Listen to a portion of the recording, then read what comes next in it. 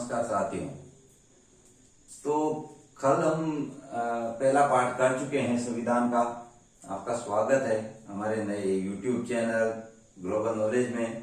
तो हम एक वीडियो बना चुके हैं कल इस टॉपिक पर। तो संविधान का जो 3-4 एक्ट हम उसमें पढ़ चुके थे कि किस तरह से हम संविधान के विकास की प्रक्रिया पढ़ रहे थे कि किस तरह से संविधान का विकास हुआ, भारत में संविधान का निर्माण हुआ। तो उसी श्रृंखला में आज आगे चलते हुए हम सबसे पहले पढ़ते हैं 1833 का चार्टर एक्ट। 1833 का चार्टर एक्ट। तो इस एक्ट के तहत क्या हुआ था, भारत में पूर्णतया केंद्रीकरण की शुरुआत हुई थी। सबसे पहले क्या हुआ था, पूर्णतया केंद्रीकरण की शुरुआत। ठीक है, सबसे पहले यहाँ पे पूर्णतया केंद्रीकरण की शुरुआत हुई थी। वो कैसे हुई थी, जो बंगाल का गवर्नर जनरल था, अब तक जो बंगाल का क्या था, गवर्नर जनरल था, उसके अधीन पूर्ण रूप से मद्रास और बंबई और मद्रास, यहाँ के जो गवर्नर थे उनको पूर्णतया इसके अधीन कर दिया गया। पूर्णतया केंद्रीकरण की शुरुआत हुई, वो किस तरह से हुई, बंगाल के गवर्नर जनरल के अधीन बंबई और मद्रास के गवर्नरों को कर दिया गया। और जो बंगाल का गवर्नर जनरल था, अब उसको वो क्या कहा जाने लगा, उस बंगाल के गवर्नर को अब कहा जाने लगा भारत का गवर्नर जनरल। क्या कहा जाने लगा, भारत का गवर्नर जनरल। तो सबसे पहले पूर्णतः केंद्रीकरण की शुरुआत हुई, उसके तहत बंगाल के गवर्नर जनरल को, बंबई और मद्रास के गवर्नर जनरलों को इसके अधीन कर दिया गया। और उसी अधीनता में फिर इसका बंगाल का गवर्नर जनरल को नाम बदल के क्या कहा जाने लगा, भारत का गवर्नर जनरल। भारत का गवर्नर जनरल कहा जाए तो इस समय भारत का गवर्नर जनरल कौन था, इस समय जो बंगाल का गवर्नर जनरल था उसका नाम था William Bentinck, Lord William Bentinck. Lord William Bentinck इसका नाम था, भारत का गवर्नर जनरल। तो यही बंगाल का अंतिम गवर्नर जनरल भी लॉर्ड विलियम बेंटिक और भारत का प्रथम गवर्नर जनरल भी लॉर्ड विलियम बेंटिक था। तो यहां से बंगाल का गवर्नर जनरल खत्म करके उसको भारत का गवर्नर जनरल कहा जाने लगा। तो लॉर्ड विलियम बेंटिक इस समय बंगाल का गवर्नर जनरल था, तो वही भारत का पहला गवर्नर जनरल भी बनेगा। ठीक है, तो बंगाल का अंतिम governor general Lord William Bentinck और भारत का प्रथम governor general Lord William Bentinck. इसी एक्ट के तहत दूसरी चीज क्या हुई, एक एग्जीक्यूटिव काउंसिल जो थी, गवर्नर जनरल की एग्जीक्यूटिव काउंसिल, कार्यकारिणी परिषद जो थी, उसमें एक सदस्य और जोड़ा गया, एक सदस्य और जोड़ा गया। वो विधिक सदस्य था, उसका नाम था मैकाले, लॉर्ड मैकाले। ये क्या था, केवल विधिक मामले जो होते थे, कानूनी जो मामले होते थे, उन्हीं में ये पार्टिसिपेट करता था। इस एग्जीक्यूटिव काउंसिल में जो भी विधिक मामले होते थे उनमें इससे सलाह ली जाती थी लॉर्ड मैकाले से। और लॉर्ड मैकाले को ही, याद रखना दोस्तों, लॉर्ड मैकाले को ही भारत में अंग्रेजी शिक्षा का जनक कहा जाता है। लॉर्ड मैकाले को ही भारत में अंग्रेजी शिक्षा का जनक कहा जाता है। तो जब विधिक सदस्य जोड़ दिया तो इसके तहत यहाँ पर एक विधिक आयोग का गठन भी कर दिया गया इसी एक्ट के तहत। तो एक विधिक आयोग बनाया। तो दूसरी चीज ये हुई इस एक्ट के तहत, 1833 का चार्टर एक्ट के तहत पूर्णतः केंद्रीकरण की शुरुआत। उसके तहत बंगाल के गवर्नर जनरल को इन दोनों का ऊपर सर्वोच्चता देना, बंगाल के गवर्नर जनरल को भारत का गवर्नर जनरल कहना और भारत का प्रथम governor general Lord William Bentinck का बनना। उसके बाद एक एग्जीक्यूटिव काउंसिल में एक सदस्य का, विधिक सदस्य को जोड़ना जिसका नाम था लॉर्ड मैकाले। और वो लॉर्ड मैकाले ही बनते ही इसके जो विधिक सदस्य जुड़ गया तो एक विधिक आयोग का गठन कर दिया गया। ये था 1833 का चार्टर एक्ट। तो इसको नोट कर देना साथ के साथ। अब अगला एक्ट पढ़ते हैं हम इसके बाद, इसी क्रम में अगला।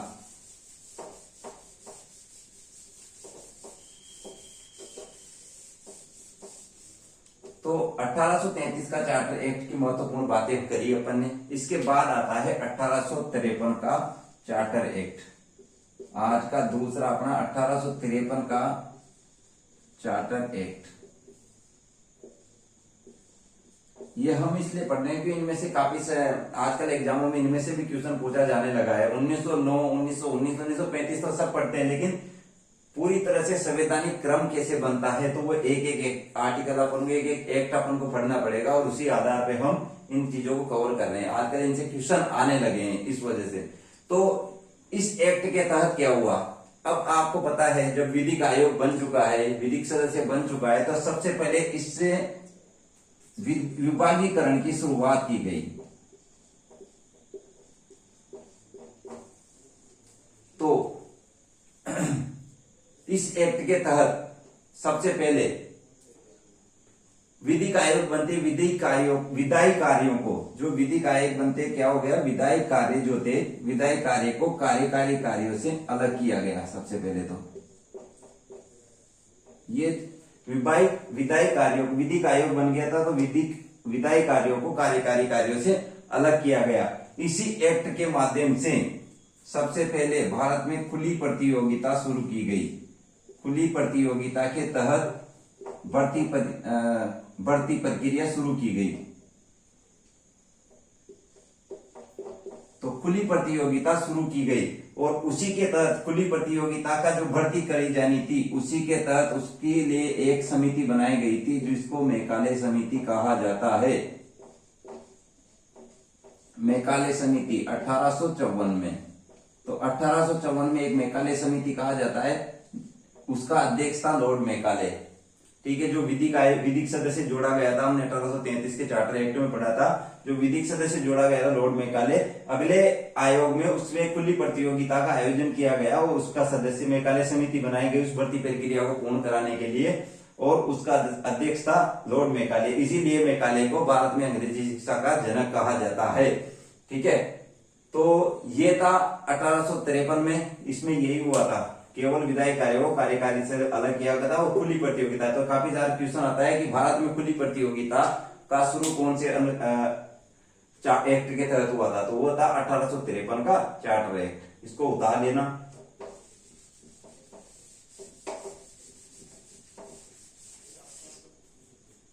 इसके बाद हम अगला एक्ट पढ़ते हैं 1853 के बाद 1858।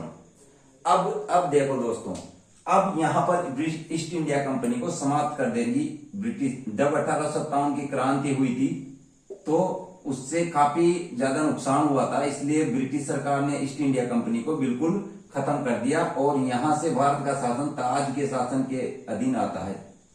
ब्रिटिश ताज का शासन, तो ब्रिटिश ताज का शासन या ताज का शासन कहा जाता है इसको यहां से।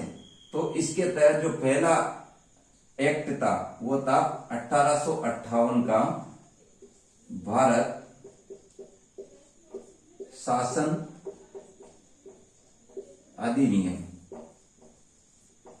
ठीक है, भारत शासन अधिनियम 1858 इसके तहत था।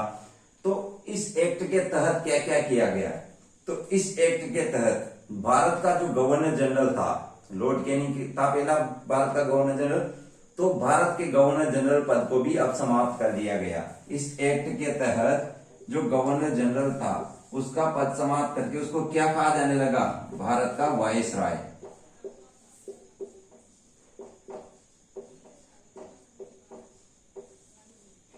भारत का वायसराय कहा जाने लगा। ठीक है, तो भारत का गवर्नर जनरल कौन था, लॉर्ड विलियम बेंटिक था। तो भारत का वायसराय इसको कहा जाने लगा। तो भारत का वायसराय, पहला भारत का वायसराय जो बना था उसका नाम था लॉर्ड कैनिंग।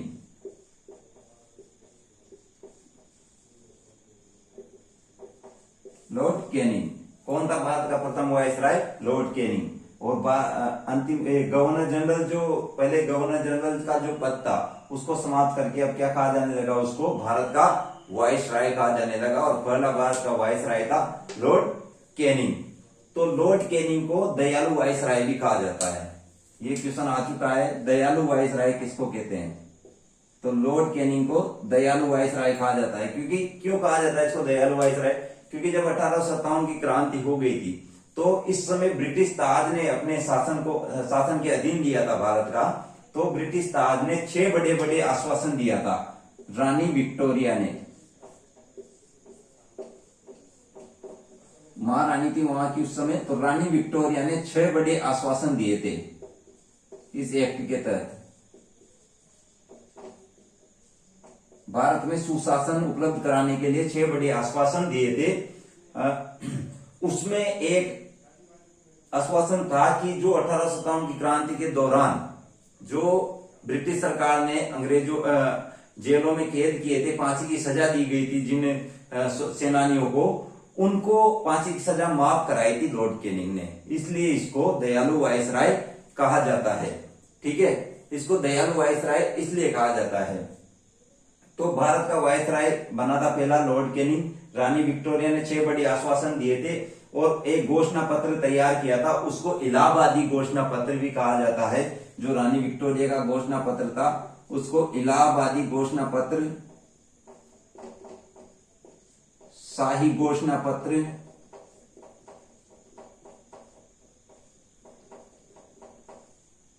इलाहाबाद या विक्टोरिया घोषणा पत्र कहा जाता है। तो रानी विक्टोरिया ने 1858 की भारत शासन अधिनियम के तहत 6 बड़े आश्वासन किए थे और उन आश्वासन देने के लिए उन्होंने एक एक्ट का एक अधिपत्र जारी किया था, उसको कहा जाता है रानी विक्टोरिया का अधिनियम या फिर इलाहाबादी शासन शाही घोषणा पत्र। ठीक है, तो ये इस एक्ट के तहत हुआ था। इस एक्ट के तहत सबसे दूसरी चीज क्या हुई थी, सबसे पहले तो भारत का वायसराय बनाया गया। दूसरी इस चीज के तहत हुई थी कि जो बोर्ड ऑफ कंट्रोल और बोर्ड ऑफ डायरेक्टर चल रहे थे, अब तक बोर्ड ऑफ डायरेक्टर और बोर्ड ऑफ कंट्रोल चल रहे थे, जो हमने पिछले वीडियो में पढ़े थे आगे क्या थे। तो बोर्ड ऑफ कंट्रोल और बोर्ड ऑफ, इनको पूरी तरह से समाप्त कर दिया गया और इनकी जगह भारत मंत्री, इसकी जगह 2 पद सृजित किए गए थे, एक तो भारत मंत्री और एक भारत परिषद। भारत मंत्री और भारत परिषद। तो पहला जो भारत मंत्री था उसका नाम था सर चार्ल्स वुड। क्या नाम था? Sir Charles Wood. तो इस एक्ट के तहत क्या किया, बोर्ड ऑफ डायरेक्टर और बोर्ड ऑफ कंट्रोल को खत्म करके उसकी जगह भारत मंत्री और भारत परिषद का पद गठन किए गए। और पहला भारत मंत्री था, ये क्वेश्चन भी आ चुका है, पहला भारत मंत्री सर चार्ल्स वुड को बनाया गया। ठीक है, तो इस एक्ट के तहत ये चीजें हुई थी। तो इसके बाद पढ़ते हैं हम अगला अधिनियम। इसको नोट कर लेना या स्क्रीनशॉट ले लेना इसका।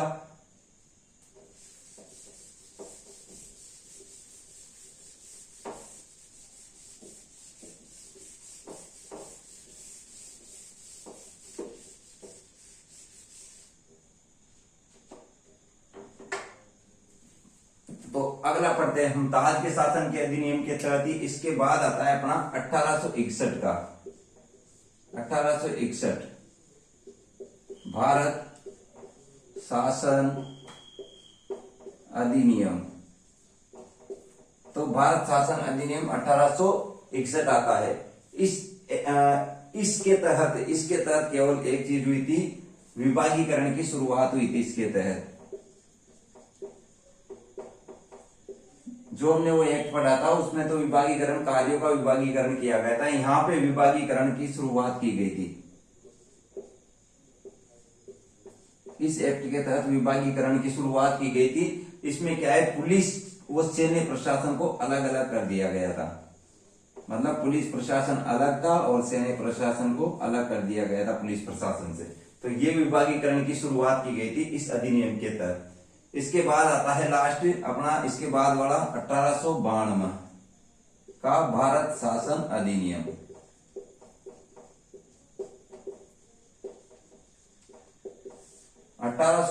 का भारत शासन अधिनियम। इस अधिनियम के तहत क्या हुआ था, इस अधिनियम के तहत ये याद रखना, इस अधिनियम के तहत महत्वपूर्ण चीज हुई थी। एक तो बजट प्रणाली की शुरुआत हुई थी। बजट प्रणाली की शुरुआत हुई थी इस एक्ट के तहत, बजट प्रणाली की शुरुआत हुई थी। इस एक्ट के तहत ही संसदीय प्रक्रिया की शुरुआत हुई थी।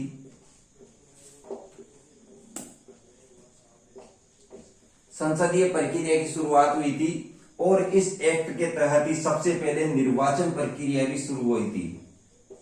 निर्वाचन शुरू हुई थी, हालांकि ये एक अप्रत्यक्ष निर्वाचन था। तो अगर क्वेश्चन आ जाए कि सबसे पहले भारत में अप्रत्यक्ष निर्वाचन की शुरुआत, तो अप्रत्यक्ष निर्वाचन की शुरुआत 1892 में भारत शासन अधिनियम के तहत हुई थी और बजट प्रणाली और संसदीय प्रक्रिया की इस एक्ट के तहत शुरुआत हुई थी।